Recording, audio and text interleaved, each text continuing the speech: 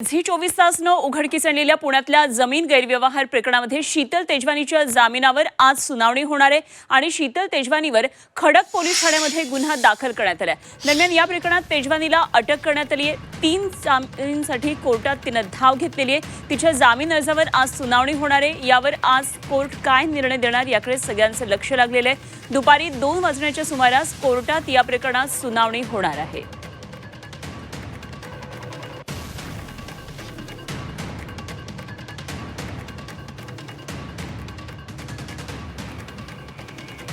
शीतल तेजवानीच्या जामिनासंदर्भातली प्रत्येक अपडेट घडामोड आपण झी 24 तासवर पाहणार आहोत। दिवसभर या बातमीवर आपले लक्ष कायम असणार आहे।